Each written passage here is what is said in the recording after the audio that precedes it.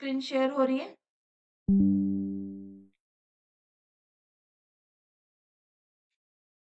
जी दीदी। ठीक है। तो हमने कल कहाँ तक पढ़ लिया था? हमने कम्युनिकेशन के मीनिंग पढ़ लिए थे, मीनिंग ही हम पढ़ रहे थे, जिसमें हमने ये देखा था कि कम्युनिकेशन क्या है? दो या दो से अधिक लोगों के बीच जो बातचीत होती है या जो विचारों का आदान प्रदान होता है, उसे ही हम क्या कहते हैं? कम्युनिकेशन कहते हैं। ठीक है। कम्युनिकेशन दो शब्दों से मिलकर के बना है। कौन कौन से बताइए?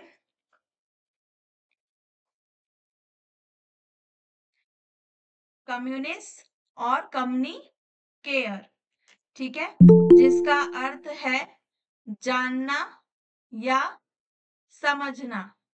ठीक है। नेक्स्ट हमने क्या देखा था? नेक्स्ट हमने देखा था कि एक बार में सभी लोग नहीं आते, फिर इसीलिए गुस्सा आती है। बार बार स्क्रीन शेयर करना और दिक्कत होती है। सभी लोग टाइम का थोड़ा ध्यान रखा करिए, 5 मिनट के अंदर ही ज्वाइन हो जाइए करिए। नेक्स्ट है संप्रेषण की विशेषताएं। हमने आप लोगों को बताई थी कि निरंतर चलने वाली प्रक्रिया है, व्यक्तिक तौर पे, अव्यक्तिक तौर पे, चक्रीय प्रक्रिया है, इसमें प्रतिपुष्टि मिल जाती है तो ये चक्रीय प्रक्रिया हो जाती है। ठीक है, इसमें संकेत आदि का भी प्रयोग किया जाता है। नेक्स्ट हमने आपको संचार के घटक बताए थे कि जिनमें 5 घटक आते हैं: मैसेज, प्रेषक, माध्यम और प्राप्तकर्ता और प्रतिक्रिया। नेक्स्ट हमने message sender, medium, receiver, feedback क्या होता है इसके विषय में देखा था। फिर हमने संप्रेषण के मॉडल यानी कि लाइनर और इंट्रैक्शनल, ट्रांजैक्शनल, ये मॉडल्स हमने देखे थे। फिर मॉडल्स के अंतर्गत हमने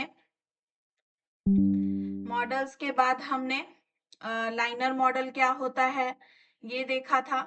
तो लाइनर मॉडल हमारे किन्होंने क्रिएट किया है, कोई बताएगा?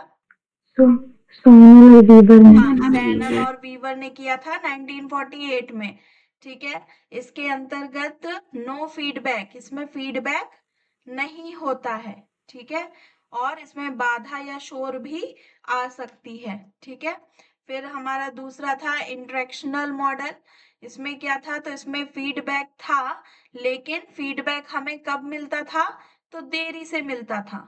ठीक है, और फिर इसके बाद एक लास्ट था ट्रांजैक्शनल यानी कि सर्कुलर मॉडल, और इसमें भी फीडबैक इसके अंतर्गत था जो कि हमें तुरंत मिलता था। और ये कैसा मॉडल था?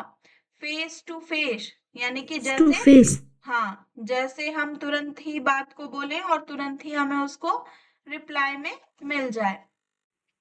ठीक है, तो हमने ये सब देख लिया था। हाँ, ये वाली स्लाइड में ये जो आपको नीचे येलो वाला दिख रहा है, ये मैंने कल नहीं लिख पाई थी मैं, तो ये मैंने आज इसको डाला है।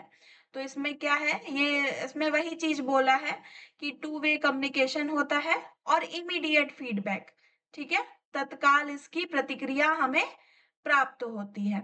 यहाँ तक सभी को क्लियर है? कल पिछली कक्षा में यहाँ तक कंप्लीट हो गया था। क्लियर है सभी को?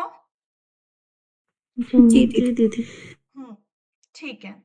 अब हमें कुछ लोगों के अनुसार मॉडल्स पढ़ने हैं। ठीक है, जैसे अरिस्टोटल मॉडल। ठीक है, तो ये अरिस्टोटल मॉडल ऑफ कम्युनिकेशन क्या है? तो इसके अंतर्गत 4 चीजें आती हैं। 4 चीजें हैं, पांचवा ओकेजन है। ये किसी ओकेजन के लिए यूज होता है। क्या होता क्या है ये?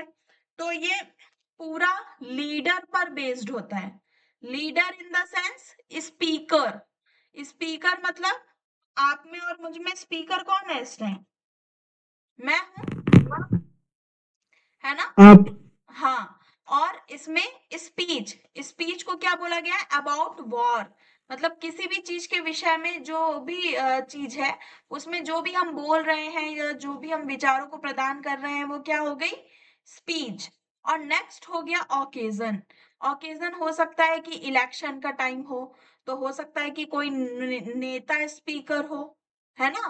कोई नेता स्पीच दे रहा हो कि भाई हम अब हर व्यक्ति की जरूरत रोटी कपड़ा और मकान है ना, तो ऐसी स्पीच दे रहा हो। फिर देंस ऑडियंस, ऑडियंस में कौन हो गया, यानी कि जनता। हम यहाँ पर नेता का एग्जाम्पल ले लेते हैं, ठीक है, तो आपको अच्छे से समझ में आएगा। फिर ऑडियंस हमारी कौन हो गई, जनता। देन इफेक्ट, ठीक है। तो इसमें क्या बोल रहा है एरिस्टोटल मॉडल में, इसमें कह रहा है कि वक्ता आधारित मॉडल होता है ये। वक्ता यानी कि जो स्पीकर है वही वो चीज बोलेगा, जो चीज वो जिस चीज को तैयार करके लाया है वही चीज बोलेगा। ऐसे हम या तो ये भी कह सकते हैं कि जैसे दीपावली का ओकेजन है तो हम दीपावली के बारे में ही स्पीकर बोलेगा, होली का ओकेजन है तो होली के बारे में बोलेगा, इलेक्शन का माहौल है तो इलेक्शन के बारे में बोलेगा। क्लियर है मैं कहना क्या चाह रही हूँ। और इसमें क्या लिखा है, इसमें दूसरा पॉइंट ये भी दिया है कि इसका उद्देश्य श्रोताओं को उन्हें प्रतिक्रिया देने और तदनुसार कार्य करने के लिए प्रभावित करना होता है। जैसे अब मान लीजिए अभी कोविड आया था तो कोविड में मोदी जी ने बोला था कि सभी लोग थाली बजाएंगे, तो सबने क्या किया था, थाली बजाई थी। तो उसकी उसी की तरह इफेक्ट दिया था ना उन्होंने, प्रतिक्रिया दी थी मोदी जी को। या और भी चीजें आप कह सकते हो कि 22 जनवरी को जैसे राम जी की स्थापना हुई तो दिए जलाने को बोला था, तो बहुत सारे लोगों ने दिए जलाए थे अपने घरों के बाहर, है ना। तो ये सारी भी चीजें आप ले सकते हैं कि एक स्पीकर है, स्पीकर यानी कि मोदी जी, उन्होंने स्पीच दी कि हाँ ये ओकेजन है, आपको ये चीज करनी है। ऑडियंस यानी कि हम लोगों ने सुना उस चीज को और देन हमने उस चीज को किया, तो वो हमारा क्या हो गया, इफेक्ट हो गया। क्लियर है। जी दीदी। ठीक है, नेक्स्ट स्लाइड पे आते हैं। नेक्स्ट स्लाइड में आपका आता है बेरलो मॉडल्स, ठीक है। तो बेरलो मॉडल्स क्या है, तो इसके अंतर्गत 4 एलिमेंट्स आते हैं, 4 एलिमेंट्स, ठीक है। तो इसमें क्या है, सबसे पहला सोर्स, यानी कि आप क्या सोर्स, मतलब सोर्स क्या है, आपको जो संदेश दिया जा रहा है वो एक व्यक्ति के द्वारा दिया जा रहा है, वो एक मान लीजिए किसी चीज के द्वारा लिख करके दिया जा रहा है, तो वो सोर्स हो गया, ठीक है। किस चीज के भाव से दिया जा रहा है। मैसेज, मैसेज यानी कि आपको जो ज्ञान दिया जा रहा है, चाहे वो बोल करके हो, चाहे वो लिख करके हो, चाहे कैसे भी हो। चैनल यानी कि आपका माध्यम, आपके माध्यम आप कौन सा यूज कर रहे हो, फोन को यूज कर रहे हो या फिर क्या बोलते हैं वॉइस चैट यूज कर रहे हो या गूगल मीट यूज कर रहे हो, जो भी आप माध्यम यूज कर रहे हो उसके विषय में, ठीक है। फिर ग्राहक यानी कि आपका रिसीवर, जिसको आपको वो चीज देनी है, जो भी मैसेज है वो आपको उसको देना है, तो वो क्या हो गया आपका रिसीवर। तो जो बैरलो मॉडल्स है उसके अंतर्गत ये 4 एलिमेंट्स आते हैं, source, message, channel and receiver. तो इसी को ही शॉर्ट फॉर्म में SMCR बोलते हैं। ये शायद मैंने स्टार्टिंग में भी आप लोगों को बताया था, है ना। जी दीदी। तो हाँ, तो SMCR हम इसी को ही बोलते हैं। फिर इसमें क्या कह रहा है, based on emotion except of message, इसमें संदेशों के भावात्मक पक्ष पर आधारित होता है। मतलब आप किस भाव से उस मैसेज को भेज रहे हैं ये उस पर आधारित होता है, ठीक है। ये मुझे कुछ 5 घटक प्राप्त हुए, इनकी इंग्लिश मुझे नहीं मिली तो मैंने इसको हिंदी में ही डाल दिया है। इसमें 5 घटकों में सबसे पहला घटक है संचार कौशल, ठीक है। संचार कौशल क्या है, तो संचार कौशल में क्या है, तो प्रभावी संचार के लिए मजबूत संचार कौशल की आवश्यकता होती है, जैसे बोलने और लिखने के माध्यम से जानकारी देने की क्षमता। यानी कि जो भी आप बता रहे हैं उसमें आपको कौशल होना चाहिए। ये नहीं कि आपको उस चीज के विषय में नॉलेज ही नहीं है और आप जो मैसेज देना चाहते हो वो वहां तक पहुंचे ही नहीं, ठीक है। तो संचार कौशल आपका होना आवश्यक है। नेक्स्ट है आपका दृष्टिकोण, दृष्टिकोण मतलब आपके देखने का नजरिया। तो क्या कह रहे हैं कि प्रभावी ढंग से संवाद करने के लिए लोगों को एक दूसरे के प्रति सकारात्मक दृष्टिकोण रखने की आवश्यकता है। भले ही दो लोग महान वक्ता और श्रोता हों, एक दूसरे के प्रति बुरा रवैया रखने से संचार खराब हो जाएगा। ये यहाँ पर आप ऐसे भी ले सकते हो, नॉर्मली लाइफ में यदि हम किसी व्यक्ति को नहीं पसंद करते और वो व्यक्ति यदि हमें कोई सूचना दे रहा है, तो हमारा ध्यान उस सूचना पर जाएगा ही नहीं। क्यों नहीं जाएगा? क्योंकि हमें वो व्यक्ति नहीं पसंद, है ना? यदि हमारी उससे पर्सनली कोई दुश्मनी है और वो कुछ संदेश देना चाहता है, तो हम उसके संदेश पर ध्यान देंगे ही नहीं और उसे हीन भावना से देखेंगे और इस तरीके से हमारा मैसेज उस तक नहीं जा पाएगा। इस बारे में बोल रहे हैं, तो हमें दृष्टिकोण हमेशा सही रखना चाहिए, ठीक है? और यहाँ पर एक आप और एग्जाम्पल ले सकते हो, जैसे कि कोई व्यक्ति बहुत झूठ बोलता है, ठीक है? तो जब वो रियलिटी में आपसे सच बोल रहा होगा और आपको ये बात पता है कि ये व्यक्ति हर टाइम झूठ बोलता है, तो आप उसके संदेश पर बिलीव नहीं करोगे, है ना? संदेश पर उसके बिलीव नहीं करोगे, आपका उसमें विश्वास नहीं बना रहेगा कि हाँ ये व्यक्ति ये सही बोल रहा है, ठीक है? तो ये भी यहाँ पे दृष्टिकोण के ही एग्जाम्पल में हम ले सकते हैं। तीसरा पॉइंट है आपका ज्ञान, ठीक है? नॉलेज। नॉलेज यानी कि एक वक्ता को संप्रेषित की जा रही जानकारी को जानना आवश्यक है। यानी कि जो भी व्यक्ति है, जो भी आपसे छोटा है, आपसे बड़ा है, वो जो भी आपको मैसेज दे रहा है, उसको जानना या उसका ज्ञान प्राप्त करना आवश्यक है, ठीक है? नेक्स्ट है सामाजिक व्यवस्थाएं। सामाजिक व्यवस्थाओं के अंतर्गत एक वक्ता को उस सामाजिक परिवेश के बारे में जागरूक होना चाहिए जिसमें वे संवाद करने का प्रयास कर रहा है। कहने का तात्पर्य ये है कि यदि हम किसी सभा में स्पीकर बन करके जा रहे हैं या मतलब एज अ गेस्ट इनवाइट किए गए हैं, तो हमें वहां के विषय में पता होना चाहिए कि वहां जो जो लोग हैं उनका ज्ञान कितना है, वो हमसे कितना ज्यादा जानते हैं। ये सारी चीजों का हमें ज्ञान होना चाहिए, नहीं तो क्या होता है कि हमारा वहां पर मजाक बन जाता है, ठीक है? तो जहां पर भी हम संवाद करने का प्रयास कर रहे हैं, उस समाज या उस इन्वायरमेंट या उस परिवेश के बारे में हमें जागरूकता होनी चाहिए या हमें उसके विषय में पता होना चाहिए, ठीक है? नेक्स्ट है आपका संस्कृति। संस्कृति यानी कि एक वक्ता को उन मूल्यों, विश्वासों और अन्य सांस्कृतिक पहलुओं के बारे में जागरूक होना चाहिए जो किसी की संवाद करने की क्षमता को प्रभावित करते हैं, ठीक है? यानी कि जैसे मान लीजिए किसी आजकल जैसे मंदिरों में आप बहुत देखेंगे, वहां पर ऐसा लिखा होता है, गुरुद्वारे का उदाहरण ले लीजिए, ठीक है? गुरुद्वारा यदि आप लोग गए होंगे तो वहां पर इंस्ट्रक्शन लिखे होते हैं कि कोई भी बिना सर ढके गुरुद्वारे के अंदर प्रवेश नहीं करेगा, ठीक है? तो वहां पर यदि आप ऐसा कुछ कर देते हैं तो वो क्या होता है, वहां की चीजों को प्रभावित करता है या आप पर वो आपके मतलब उनके जो विश्वास है उसके साथ आप वो खिलवाड़ कर रहे हैं। ऐसा भी वहां पे संस्कृति को लेकर के हम मान सकते हैं, ठीक है? संस्कृति यानी कि आपकी जो भी संस्कृति है तो आप उसके साथ खिलवाड़ करेंगे तो ऐसा होता है। देखिए अब यहाँ पे आप एक ये भी ले सकते हैं, जैसे यूपी साइड है तो जो लड़कियां हैं वो पैर नहीं छूती, लेकिन पूर्वी साइड आप उधर साइड जाएंगे तो लड़कियां पैर छूती हैं। तो वहां पर भी यदि हम उनके पैर नहीं छूते हैं तो वो बुरा मान जाते हैं कि हाँ लड़कियों को मैनर नहीं है या ऐसा वैसा, ठीक है? तो ये भी कल्चरल पे हमारे इफेक्ट करता है, ठीक है? तो ये हमारे 5 घटक थे बेरलो मॉडल्स के। नेक्स्ट, सैनन वीवर मॉडल, ठीक है? सैनन वीवर मॉडल क्या है?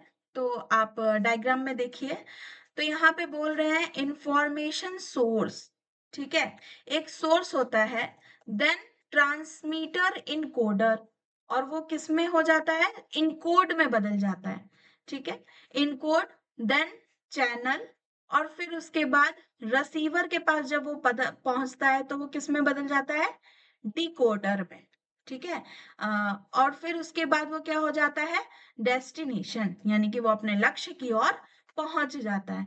अब चैनल में आप एक साइड यहाँ पर देख रहे होंगे ये नॉइस या नॉइस सोर्स, यानी कि अब जैसे मान लीजिए चैनल, जैसे मैं आप तक कोई चीज पहुंचाने के लिए गूगल मीट का प्रयोग कर रही हूँ और अभी लाइट चली जाए या मेरा कंप्यूटर हैंग हो जाए, भगवान ना करे ऐसा हो, या नेटवर्क चला जाए, तो क्या होगा, हम आप तक जो मैसेज पहुंचा रहे हैं वो नहीं पहुंच पाएगा, वहां पर क्या होगा, नॉइस आ जाएगा, यानी कि बाधा उत्पन्न हो जाएगी, शोर हो जाएगा। ठीक है, तो ये सैनन वीवर का मॉडल है। ठीक है, अब इसके अंतर्गत क्या क्या है, तो ये मैथमेटिकल मॉडल है, गणितीय। ठीक है, दूसरा ये सभी मॉडलों की जननी भी कही जाती है। ठीक है, तो प्रश्न ऐसे भी बन सकता है कि सभी मॉडल्स की जननी किसे कहा जाता है, तो सैनन वीवर मॉडल। नेक्स्ट है, इसमें संप्रेषण प्रक्रिया में शोर की चर्चा करता है। ठीक है, मतलब देखिए इससे पहले जो भी मॉडल्स थे उनमें शोर की चर्चा नहीं की गई थी, नॉइस की चर्चा की गई थी क्या, बताइए। नहीं। नहीं, तो ये सबसे पहला मॉडल है जिसमें नॉइस की चर्चा की गई है। नेक्स्ट इसमें कह रहे हैं ये शुरू के एक रेखीय मॉडल था, मतलब ये भी कैसा था, एक रेखीय, मतलब एक लाइन में था, लेकिन नॉर्बर्ट वीनर ने प्रतिक्रिया को जोड़कर इसे चक्रीय बना दिया। ठीक है, यहाँ पर फीडबैक को जोड़ करके उन्होंने क्या किया, इसको प्रक्रिया यानी कि गोल राउंड बना दिया। ठीक है, सर्कल में। क्लियर है। नेक्स्ट मैम यहाँ एक क्वेश्चन है, बताइए। इसको गणितीय मॉडल क्यों कहा गया है, मैथमेटिकल मॉडल क्यों कहा गया है यहाँ पे इसको? क्योंकि इसमें इनकोडर डिकोडर ऐसे वर्ड्स प्रयोग किए गए हैं। ठीक है, देखिए यहाँ पर जैसे, ओके ओके। हाँ, तो इसमें इनकोडर डिकोडर ये सब नहीं वर्ड्स प्रयोग किए गए हैं, तो इसलिए यहाँ पर इसको गणितीय मॉडल भी बोल दिया गया। ठीक है।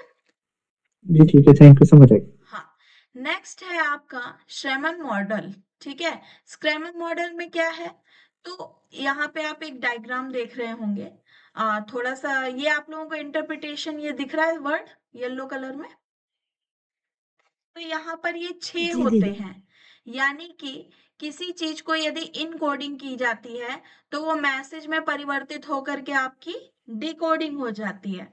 नेक्स्ट इंटरप्रिटेशन, और यहाँ पे डिकोडिंग यदि की जाती है तो वो आपकी इनकोडिंग के अंतर्गत आ जाती है। और ये इनकोडिंग तब होती है जब आपका फीडबैक क्लियर हो, जो आपका फीडबैक मैसेज है ये आपका क्लियर हो, तभी आपको डिकोडिंग पहुंचती है। ठीक है, एक सेकेंड रुकिएगा, एक सेकेंड। हम्म, ठीक है, और इंटरप्रिटेशन यानी कि व्याख्या। ठीक है, किसी भी चीज की व्याख्या, तो जाहिर सी बात है कि कोई भी मैसेज यदि इनकोड में डाला जाता है तो वो किस में परिवर्तित हो जाएगा, डिकोड में, और यदि वो डिकोड में डाला जाता है तो वो फीडबैक पा करके आपका क्या हो जाता है, इनकोड। ठीक है, चलिए अब देखिए इसी के जस्ट नीचे यहाँ पे लिखा है कि फीडबैक सेंटर्ड सर्कुलर कम्युनिकेशन, इसे क्या बोलते हैं, चक्रीय संप्रेषण प्रतिपुष्टि आधारित। ठीक है, फिर इसके बाद यहाँ पर मुझे कुछ इसके सोर्सेज मिले थे। ठीक है, क्योंकि एक बार प्रश्न ऐसे आया है कि स्क्रैमर मॉडल में कौन कौन से सोर्सेज हैं या कौन कौन से नहीं हैं, तो ये 6 सोर्सेज हैं। क्या क्या है, सबसे पहला है सोर्स, यानी कि कहाँ से, स्रोत, मैसेज कहाँ से मिल रहा है। फिर इनकोडर, यानी कि जो दे रहा है। फिर मैसेज, जो संदेश है। चैनल, यानी कि माध्यम। और फिर डिकोडर, और देन रिसीवर। तो ये 6 पॉइंट्स आप याद रखिएगा, इसमें क्या करता है, एक दो पॉइंट्स हटा करके क्वेश्चन दे देता है। ठीक है, पिछले कई वर्षों में आया हुआ है। समझ में आया, इतना क्लियर है यहाँ तक। जी दीदी। सभी को क्लियर है। जी दीदी। जी। नेक्स्ट, अब यहाँ पर कुछ 7C और 5C के बारे में भी कुछ कुछ बताया गया है। ठीक है, एक सेकेंड रुकिएगा जरा।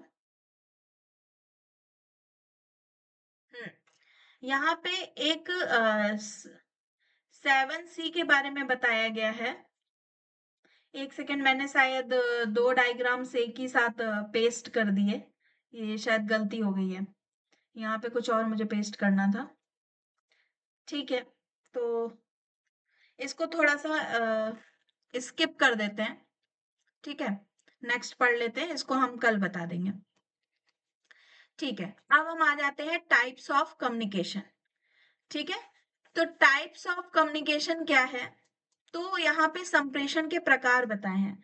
तो संप्रेषण के प्रकार हमारे 4 प्रकार से होते हैं। आप चाहो तो लिख सकते हो कॉपी में। 4 प्रकार से संप्रेषण का विभाजन किया गया है। पहला तो होता है कि बेस्ड ऑन रिलेशनशिप, यानी कि संबंध के आधार पर। ठीक है, दूसरा होता है बेस्ड ऑन चैनल, यानी कि माध्यम के आधार पर। तीसरा होता है बेस्ड ऑन पर्पस। दीदी धीरे। हाँ, ठीक है, लिख लीजिए। Based on relationship, based on channel, यानी कि माध्यम के आधार पर। फिर बेस्ड ऑन पर्पस, यानी कि उद्देश्य के आधार पर। जो भी संप्रेषण का प्रकार है वो उद्देश्य के आधार पर। फोर्थ है based on direction, based on direction यानी कि दिशा के आधार पर। ठीक है, ये 4 प्रकार से आपके संप्रेषण होते हैं। एक बार फिर से बोल देती हूँ, संबंध के आधार पर, माध्यम के आधार पर, उद्देश्य के आधार पर और दिशा के आधार पर। ठीक है, क्लियर है? जी दीदी। ठीक है, अब देखिए, अब यहाँ पर सबसे पहले हम बेस्ड ऑन रिलेशनशिप के आधार पर पढ़ेंगे। तो बेस्ड ऑन रिलेशनशिप के आधार पर यहाँ पर कुछ पॉइंट्स दे रखे हैं। ठीक है, देखिए, जैसे पहला दिया है इंटरपर्सनल, ठीक है, और दूसरा दिया है इंट्रापर्सनल। ये दोनों ही वर्ड्स बहुत ध्यान से पढ़िएगा। ठीक है, इंटरपर्सनल में क्या होता है? पारस्परिक संप्रेषण, यानी कि दो लोगों के बीच में संप्रेषण। जैसे मैं बात करूं और मेरी एक फ्रेंड बात करे, तो ये क्या हो गया? इंटरपर्सनल, जिसमें दो लोग ही आपस में पारस्परिक बात कर रहे हैं। और इंट्रापर्सनल क्या होता है? व्यक्ति के अंदर संप्रेषण। व्यक्ति के अंदर संप्रेषण कैसे होता है? मतलब जब वो खुद से बात करता है।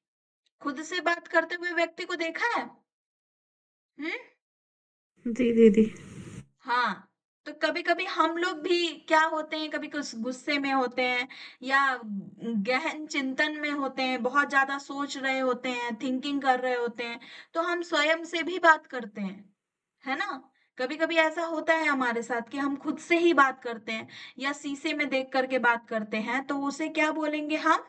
इंट्रापर्सनल। ठीक है, ये वर्ड थोड़ा सा ध्यान रखिएगा, दोनों ही सेम लगते हैं। Interpersonal, intrapersonal. क्लियर है? जी ठीक है, दीदी। नेक्स्ट है आपका ट्रांसपर्सनल कम्युनिकेशन।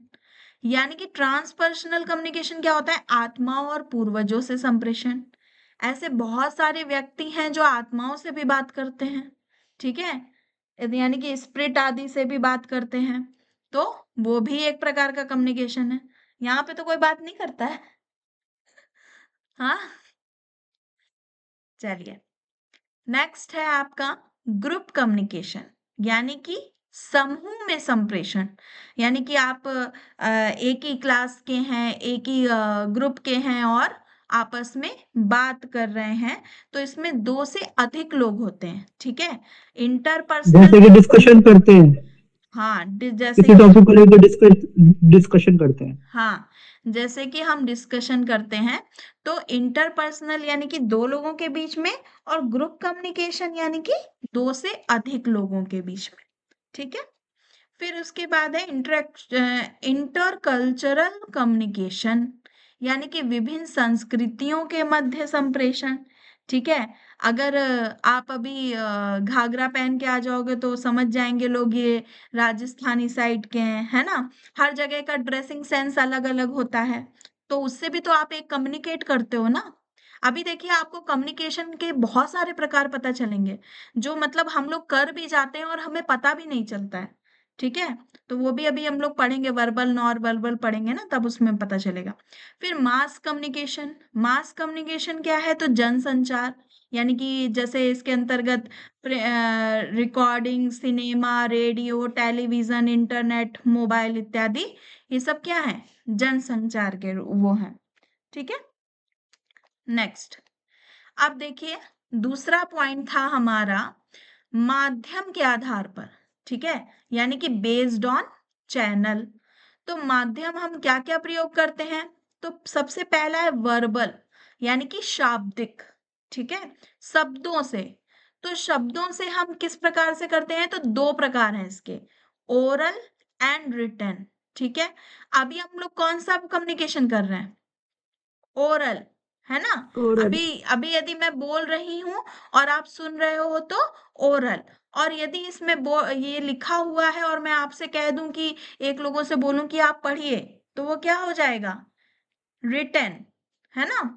तो ऐसा वर्बल में 2 हमारे पॉइंट्स आते हैं, पहला ओरल, दूसरा रिटन। नेक्स्ट है हमारा नॉन वर्बल, यानी कि अशाब्दिक। अशाब्दिक में आप यहाँ पे देखिए, ऊपर आपको ये डायग्राम एक दिख रहा होगा, इसमें देखिए क्या क्या है। तो फेशियल एक्सप्रेशन, आप फेस बनाते हो कभी कभी किसी को चिढ़ाने जैसा, कभी कभी गुस्से जैसा, आंखें बड़ी कर लोगे, है ना? तो फेशियल एक्सप्रेशन से भी आपके कम्युनिकेट करते हो। जैसे आपने आंखें लाल कर ली तो आपको गुस्सा आ रहा है, आपने मुंह चिढ़ा लिया यानी कि आपको वो व्यक्ति नहीं पसंद है, ऐसा।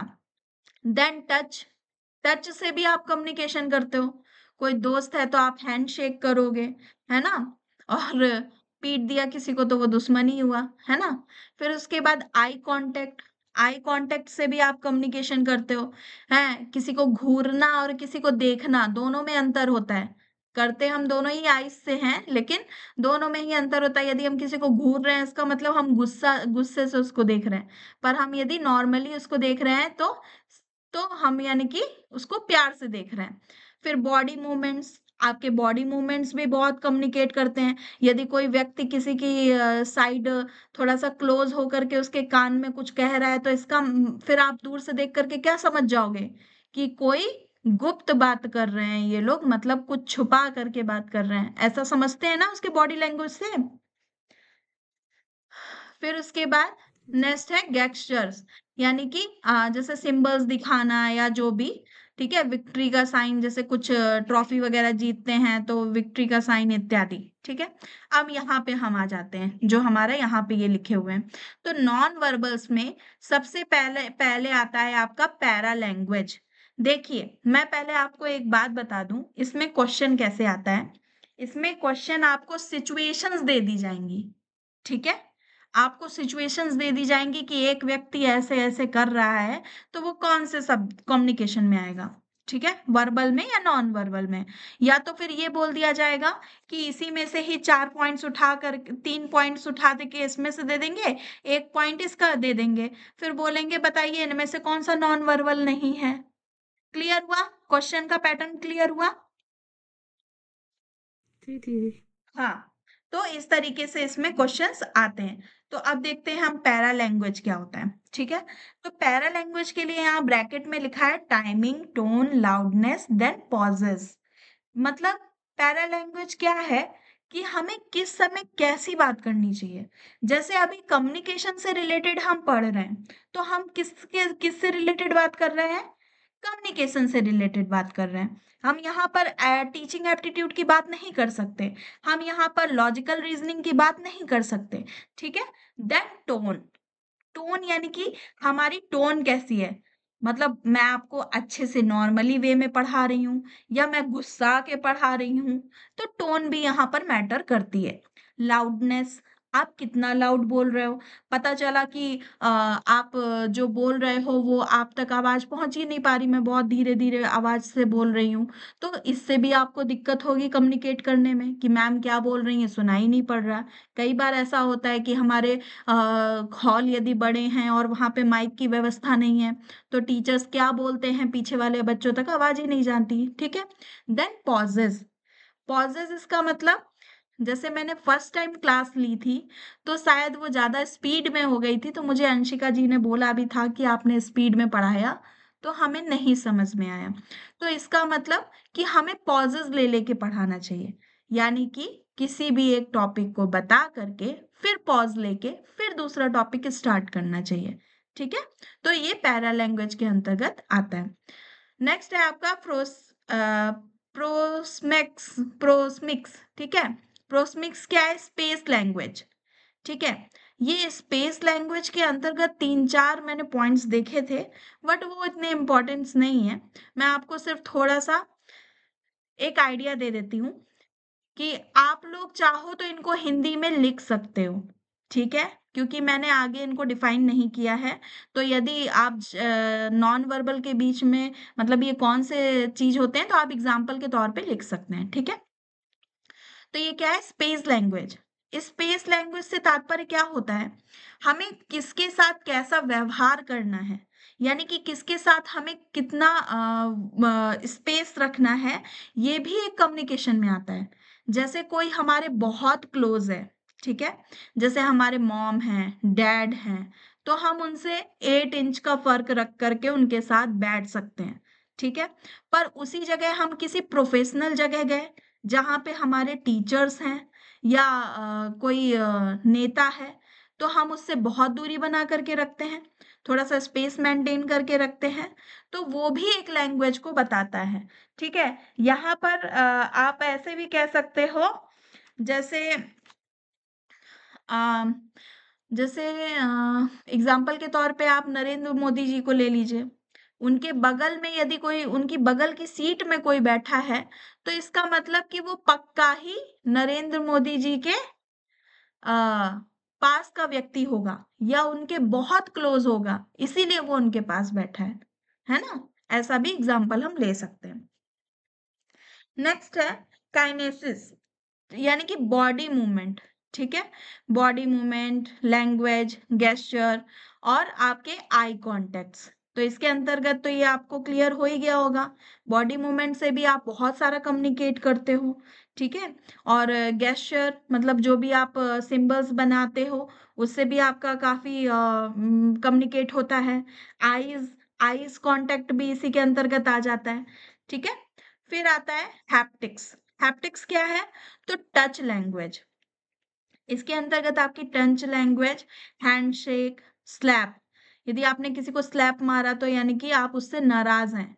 हैंडशेक, हाथ मिलाया तो यानी आप उसके दोस्त हैं, ठीक है? स्लैप माने होता है थप्पड़, यदि किसी को इंग्लिश में प्रॉब्लम हो। तो यानी आप किसी को थप्पड़ मारते हैं तो इसका मतलब कि आप उससे नाराज़ हैं, आप कम्युनिकेट नहीं करना चाहते, ठीक है? तो इत्यादि टच लैंग्वेज से भी होता है। और यदि आप लोग छोटे बच्चों को देखेंगे तो आजकल छोटे बच्चों को गुड टच और बैड टच भी पढ़ाया जाता है, ठीक है? वो भी एक कम्युनिकेट के उसमें ही आता है, ठीक है? नेक्स्ट है आपका ड्रेस एंड अपीयरेंस, ठीक है? ड्रेस और अपीयरेंस क्या है? इसमें आप देख सकते हैं जैसे कि किसी की पोशाक, पोशाक यानी कि किसी के कपड़े पहनने का तरीका, किसी का ड्रेसिंग सेंस, ठीक है? तो जैसे किसी ने बहुत अच्छे प्रोफेशनल कपड़े पहने हैं, तो आप समझ जाओगे कि बंदा पढ़ा-लिखा है। मतलब उसके मुँह खोलने से पहले ही आप समझ जाओगे कि व्यक्ति पढ़ा-लिखा है ना? बड़े अच्छे घर का है, अच्छे घर के से आया हुआ है, ऐसा आप समझ सकते हो, ठीक है? नेक्स्ट है आपका क्रोमैटिक्स, यानी कि कलर लैंग्वेज, ठीक है? तो बहुत सारे कलर्स होते हैं जो कुछ-कुछ इंडिकेट करते हैं। जैसे आप यहाँ पर ट्रैफिक लाइट्स ले सकते हो, है ना? रेड है तो स्टॉप, येलो है तो रेडी, ग्रीन है तो गो, है ना? तो कलर लैंग्वेज से भी आप बहुत सारी चीजें शो करते हो, ठीक है? फिर आइकॉनिक्स, ठीक है? आइकॉनिक्स के अंतर्गत प्रतिष्ठित, कोई प्रतिष्ठित व्यक्ति को आप ले सकते हो। प्रतिष्ठित यानी कि जैसे कोई भी बड़ा व्यक्ति है, ठीक है? तो उसके साथ उसको जो भी प्रतिष्ठा प्राप्त है, उसकी एक लैंग्वेज के दौर पे आप ले सकते हो, ठीक है? अब जैसे हंसराज को रघुवंशी, क्या नाम है उनका? जो सिंगर है, पूरा नाम क्या है उनका? हंसराज रघुवंशी, है ना? अरे बोलिए। जी दीदी। हाँ, मुझे जी पूरा दीदी। नाम नहीं पता है, थोड़ा-सा शायद मैं भूल रही हूँ। तो अब जैसे वो व्यक्ति हैं, यही ठीक है? है हंसराज रघुवंशी। हाँ, तो हंसराज रघुवंशी जो हैं, आप उनको देखेंगे, तो आप उनको ये तो नहीं बोलोगे ये नॉर्मल व्यक्ति हैं, आप सीधे बोलोगे अरे ये तो सिंगर है, ये तो बहुत अच्छे गाने गाता है। तो आप तुरंत, तो उसको देखते ही आपका एक कम्युनिकेशन हो रहा है ना? आपको समझ में आ रहा है, उसकी फिगर उसको देखते ही आप समझ जा रहे हो कि हाँ, ये ऐसा व्यक्ति प्रतिष्ठित व्यक्ति है, ठीक है? देन आपका नेक्स्ट है क्रोनेमिक्स, यानी कि टाइम लैंग्वेज। टाइम लैंग्वेज क्या है? यानी कि कालक्रम, जिसे हम बोलते हैं कालक्रम। कालक्रम से तात्पर्य है, जैसे कोई व्यक्ति, आपने किसी को इनवाइट किया, ठीक है?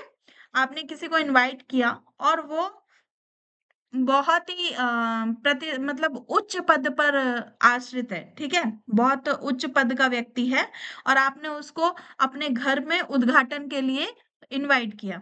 तो यदि वो थोड़ा-सा लेट हो जाता है 15 मिनट या 20 मिनट, तो आप क्या सोचोगे? फिर आपको क्या लगेगा कि कहीं पर बिज़ी होगा, बिज़ी होने की वजह से लेट हो गया। ऐसा ही आप सोचते हो ना? तो वो भी एक कम्युनिकेशन के अंतर्गत आता है, ठीक है? जब आप किसी व्यक्ति की अवस्था को देख करके कुछ उसका निष्कर्ष निकालते हो, तो वो भी एक कम्युनिकेट में आ जाता है। क्लियर है सभी को? हुँ? जी दीदी। हुँ। नेक्स्ट, तीसरा पॉइंट है आपका शैली और उद्देश्य के आधार पर, ठीक है? आपकी शैली क्या है, आपका उद्देश्य क्या है, ठीक है? तो इसके अंतर्गत आपके 2 कम्युनिकेशन आते हैं, एक फॉर्मल और दूसरा इनफॉर्मल, ठीक है? फॉर्मल यानी कि औपचारिक, तो औपचारिक कम्युनिकेशन के अंतर्गत तो अच्छा चलिए आप लोग बताइए, आप लोग बहुत औपचारिक, अनौपचारिक पढ़ रहे हैं आजकल। या टीचिंग एप्टीट्यूड में भी बहुत पढ़ा। कोई बताएगा इसके 2-3 एग्जांपल्स? फॉर्मल जी एजुकेशन, औपचारिक तो फॉर्मल हो के? गया कि जैसे उसको हुँ, औपचारिक हो गया जैसे कि हम लोग अभी क्लास ले रहे हैं तो एक औपचारिक तरीके से हम ये कम्युनिकेट कर रहे हैं। और अनौपचारिक होता है जैसे फ्रेंड्स सब आपस में बात कर रहे हो या फैमिली में बात कर रहे हो तो अनौपचारिक। हुँ, हुँ, ठीक है और एग्जांपल? एग्जांपल के तौर पे?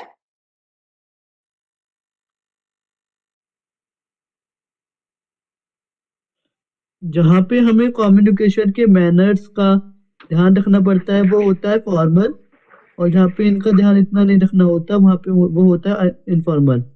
हुँ, जैसे कि एग्जांपल्स? इनफॉर्मल में तो फैमिली और इनफॉर्मल में तो फ्रेंड्स और फैमिली आ जाएंगे, हुँ, और फॉर्मल में स्कूल हो गया, कॉलेज हो गया, या कोई क्लास हाँ, या ठीक है। इंस्टीट्यूट। हाँ, तो फॉर्मल में आपके इसके अंतर्गत आपकी मीटिंग्स आ जाते हैं, आपके वेबिनार्स आ जाते हैं, सेमिनार्स आ जाते हैं, वर्कशॉप्स आ जाती हैं, है ना? तो ये सब क्या है? फॉर्मल है, ठीक है? और इनफॉर्मल में आपके क्या हो जाती हैं? पार्टीज़ हो जाती हैं, पिकनिक हो जाता है, ये सब या फैमिलीज़ हो जाती हैं या फ्रेंड सर्कल हो जाता है। तो ये सारे आपके अनौपचारिक के अंतर्गत आ जाते हैं। तो ये क्लियर है? आगे चलें? जी दी। हुँ। नेक्स्ट, नेक्स्ट और फोर्थ है आपका, अंतिम है बेस्ड ऑन डायरेक्शन, ठीक है? यानी कि दिशा के आधार पर, ठीक है? ये लास्ट आपका कम्युनिकेशन है। तो इसके अंतर्गत क्या होता है? सबसे पहला पॉइंट आता है इसमें वर्टिकल, वर्टिकल कम्युनिकेशन यानी कि लंबवत। इसके अंतर्गत क्या होता है? सभी लोग लिखेंगे, ठीक है? इसके एग्जाम्पल सभी लोग लिख लीजिएगा। तो वर्टिकल कम्युनिकेशन क्या होता है? ये आपके एक ही ग्रुप के लोग होते हैं, यानी कि एक ही स्टैंडर्ड के होते हैं। यानी कि यदि टीचर्स बात कर रहे हैं तो वो वर्टिकल कम्युनिकेशन, मतलब सारे ही टीचर्स होंगे। फ्रेंड्स बात कर रहे हैं तो सारे ही फ्रेंड्स होंगे, ठीक है। फैमिली में बात कर रहे हैं, पेरेंट्स बात कर रहे हैं तो सारे ही पेरेंट्स होंगे। मतलब इनका क्राइटेरिया जो होता है वो सेम होता है। क्लियर हुआ वर्टिकल कम्युनिकेशन? ठीक है। जी। नेक्स्ट है आपका हॉरिजॉन्टल। हॉरिजॉन्टल यानी कि क्षैतिज कम्युनिकेशन। क्षैतिज कम्युनिकेशन यानी कि आप देखते होंगे किसी किसी क्षेत्र की भाषा अलग अलग होती है, ठीक है।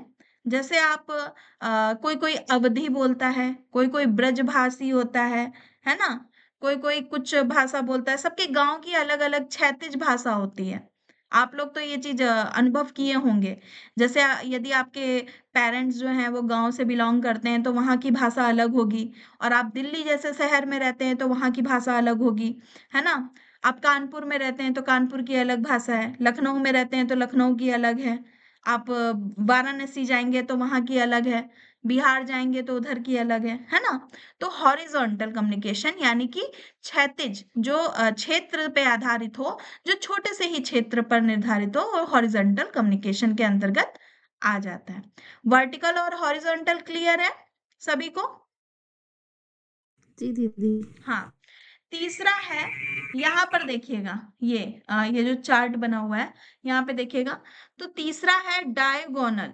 ठीक है, डायगोनल कम्युनिकेशन क्या है? तो डायगोनल कम्युनिकेशन, अच्छा ठीक है, डायगोनल अभी छोड़ दीजिए क्योंकि ये मिक्स है तो इसको छोड़ देते हैं। यहाँ पे आइए, अपवर्ड पे, अपवर्ड कम्युनिकेशन पे आइए।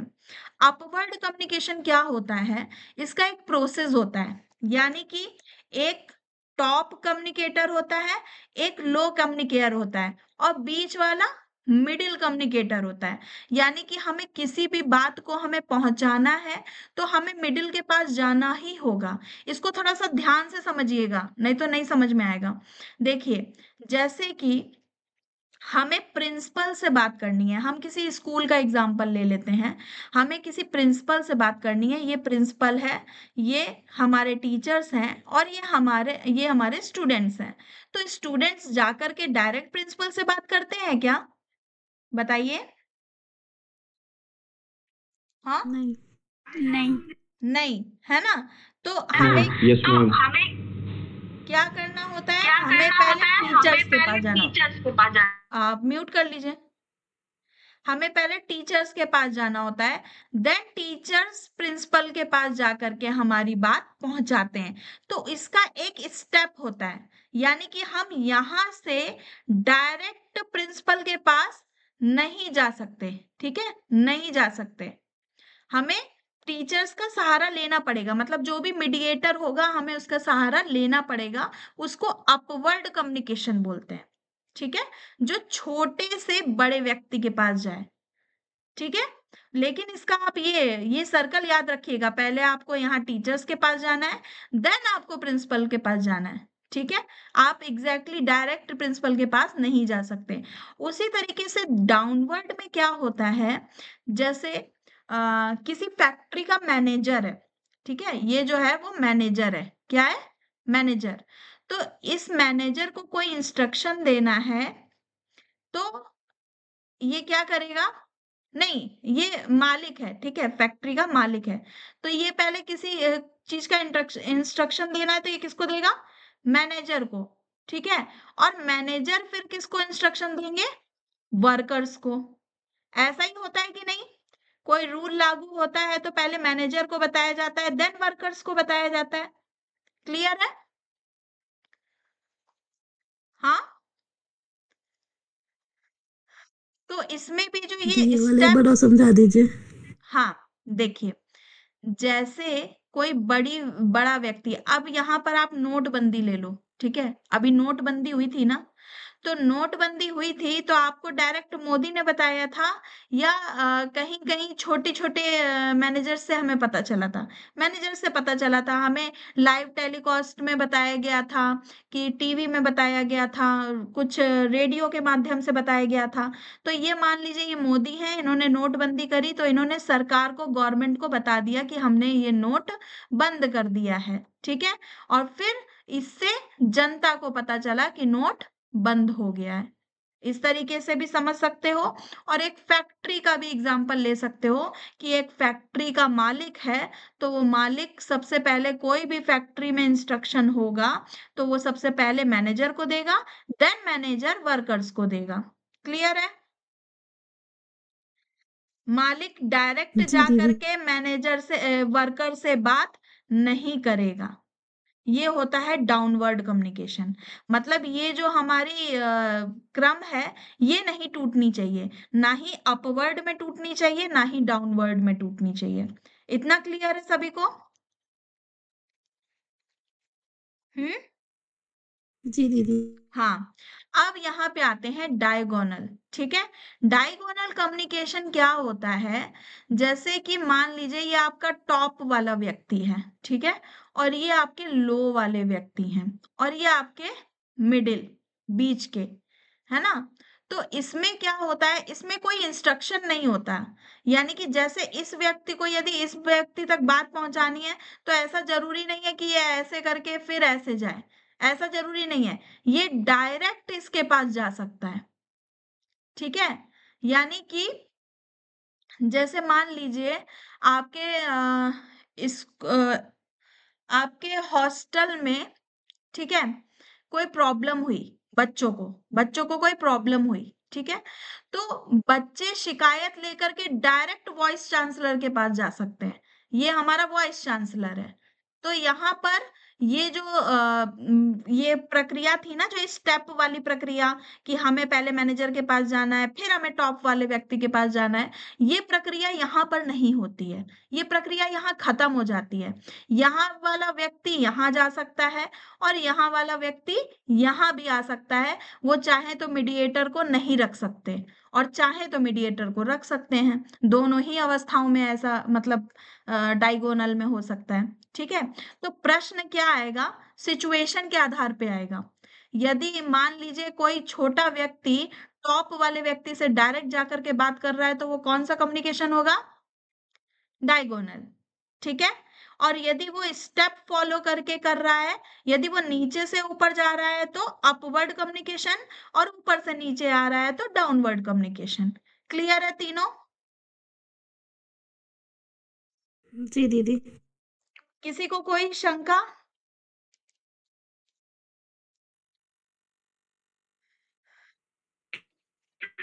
मैम वर्टिकल और हॉरिजेंटल और इधर। हाँ, ठीक है। तो वर्टिकल क्या होता है? इसमें आपके एक ही ग्रुप के लोग होते हैं, यानी कि एक सामान्य ग्रुप के। यदि ये स्टूडेंट्स हैं तो ये सारे ही स्टूडेंट्स होंगे। यदि ये टीचर हैं तो ये सारे ही टीचर होंगे। यदि ये पेरेंट्स हैं तो ये सारे ही पेरेंट्स होंगे। मतलब अपने सामान्य व्यक्ति के साथ बैठ करके जो कम्युनिकेशन किया जाता है, वो वर्टिकल कम्युनिकेशन होता है। क्लियर है? हाँ। और हॉरिजेंटल क्या होता है? ये क्षेत्रीय भाषा को लेकर के होता है।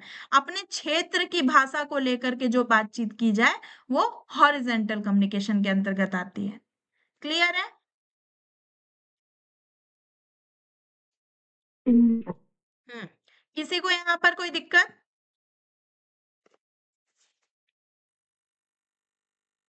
नहीं दीदी। हम्म। ठीक है। नेक्स्ट चलते हैं। संचार की विशेषताएं, characteristics of communication. Characteristics of communication के अंतर्गत क्या है? तो संचार के अंतर्गत संप्रेषण की प्रक्रिया में विचार, तथ्यों और मतों का आदान प्रदान शामिल रहता है। यानी कि इसमें हम क्या करते हैं? तथ्य और मत दोनों का ही आदान प्रदान करते हैं। ठीक है। नेक्स्ट है, संचार एक मनोवैज्ञानिक एवं सामाजिक प्रणाली प्रणाली है। यानी कि जो कम्युनिकेशन है वो साइकोलॉजिकल और सोशल दोनों ही होता है। ठीक है। हमें ऐसा भी संचार नहीं कर देना चाहिए कि किसी को हार्ट अटैक ही आ जाए, ऐसा उल्टा सीधा बोल दो। ठीक है, ऐसा नहीं होना चाहिए। हमें उसकी मनोवैज्ञानिक मतलब यानी कि उसकी मानसिक स्थिति का भी ध्यान रखना चाहिए। ठीक है। और समाज को ध्यान में रख करके ही कम्युनिकेट करना चाहिए। ठीक है। नेक्स्ट है आपका, कम्युनिकेशन इज ऑलवेज डायनेमिक। यानी कि संचार सदैव गत्यात्मक होता है। यानी गत्यात्मक यानी कि थोड़ा सा गति वाला, या यहाँ पे गत्यात्मक शब्द क्यों आया है? डायनामिक, हाँ, गत्यात्मक यानी कि कॉन्टिन्यूअसली वाला होता है, थोड़ा सा गति प्रदान करता है, ठीक है। नेक्स्ट है संचार प्रक्रिया निरंतर विद्यमान रहती है, ठीक है, यानी कि आप ऐसा तो नहीं है कि आज आप बात कर रहे हो, कम्युनिकेट कर रहे हो, कल नहीं करोगे, तो निरंतर ये चलने वाली प्रक्रिया है। नेक्स्ट है संचार में संप्रेषण एक वृत्तीय प्रक्रिया है। वृत्तीय प्रक्रिया क्यों कहा गया है, अब ये आप लोग बताएंगे, जल्दी बताइए फटाफट, फिर आगे बढ़े। चक्रीय प्रक्रिया या सर्कुलर प्रोसेस क्यों कहा गया है, बताइए, कोई बता पाएगा इसको? क्योंकि ऐसे इसमें फिर चक्रीय प्रक्रिया क्यों कहा है? क्योंकि ये टू वे प्रोसेस होता है ना। हाँ, टू वे प्रोसेस तो होता है, तो एक प्रोसेस यहाँ हुआ, एक प्रोसेस यहाँ हुआ, तो ऐसा क्या प्राप्त हुआ इससे, इसको ऐसा क्या प्राप्त हुआ कि ये चक्रीय प्रक्रिया हो गई, बताइए। जब भी हम कोई मैसेज देते हैं तो उसके बाद वहां पे उसका फिर वो डिकोड होकर उसका फीडबैक मिलता है, हाँ, उस फीडबैक से फिर दोबारा मैसेज फीडबैक, जनरेट होता है। ठीक है, ये, मेन क्या होता है, फीडबैक, ठीक है। तो इसने इसको क्या दिया, मैसेज, और इसने इसको क्या दिया, फीडबैक, तो सर्कुलर हो गया कि नहीं, बताइए। जी जी। नेक्स्ट चलते हैं। फिर संचार सदैव लक्ष्योन्मुखी होता है। लक्ष्योन्मुखी यानी कि लक्ष्य को प्राप्त करने हेतु, ठीक है। अभी जैसे हम यहाँ पर कम्युनिकेशन कर रहे हैं, तो क्यों कर रहे हैं, लक्ष्य को प्राप्त करने के लिए, और हमारा लक्ष्य क्या है, जेआरएफ नेट, है ना। नेक्स्ट है प्रभावपूर्ण संचार सामाजिक वातावरण से संबंधित होता है, यानी कि जो इफेक्टिव होता है, जो आपको इफेक्ट डाले, वो समाज से रिलेटेड होता है, ठीक है। नेक्स्ट है communication can be both verbal and non verbal, यानी कि शाब्दिक भी होता है और अशाब्दिक भी होता है। आप जल्दी से बताइए वर्बल कम्युनिकेशन के अंतर्गत कौन कौन से आते हैं, जल्दी से फटाक से, अभी हमने बताया था। वर्बल के मौखिक और ओरल और रिटर्न। ओरल और रिटर्न, और नॉन वर्बल के अंतर्गत 2-3 पॉइंट्स भी दे देंगे तो चलेगा, बताइए जल्दी से। हाँ, दीदी बॉडी लैंग्वेज, हाँ, body haptics, language, body language haptic, हाँ, ये ड्रेसिंग सेंस, ड्रेसिंग, है ना, ड्रेसिंग सेंस। आइकॉनिक्स, हाँ, ठीक है, बहुत बढ़िया। ठीक है, नेक्स्ट चलते हैं। संचार एक मार्गी और द्विमार्गी दोनों हो सकता है, वन वे भी हो सकता है और टू वे। वन वे कब होगा, जब हम खुद से मतलब जब कोई नेता स्पीच इत्यादि करेगा, है ना, अभी हम लोगों ने पढ़ा था वहां पे, तो वो वन वे हो जाएगा। और द्विमार्गीय जहां पर हमें फीडबैक प्राप्त हो रहा है, वो द्विमार्गीय हो जाएगा, ठीक है। नेक्स्ट है संचार की प्रक्रिया में एक आम संप्रेषक अपना प्रस्तुतिकरण सुगम पूर्वाभ्यासम से शुरू करता है, यानी कि हम कोई भी, जो भी आम संप्रेषक होगा, यानी कि जो भी आम व्यक्ति होगा, वो क्या करता है, वो पूर्वाभ्यास से शुरू करता है, यानी कि पहले उसने अभ्यास उस चीज के लिए किया होता है। अब जैसे मैं भी आपको यहाँ पढ़ाने आती हूँ, तो इससे पहले मैं खुद पढ़ती हूँ, फिर मैं आपको पढ़ाती हूँ, है ना। तो प्रस्तुतिकरण के लिए इत्यादि के लिए हमें पूर्वाभ्यास की आवश्यकता पड़ती है। ये आपकी संचार की विशेषताएं समाप्त हो गई। यहाँ पर आपको नेक्स्ट पॉइंट में आपको इफेक्टिव कम्युनिकेशन पढ़ना है, जो हम कल पढ़ेंगे, ठीक है। अब यहाँ तक किसी का भी कोई क्वेश्चन है तो पूछ सकता है, ठीक है। किसी का कोई क्वेश्चन है?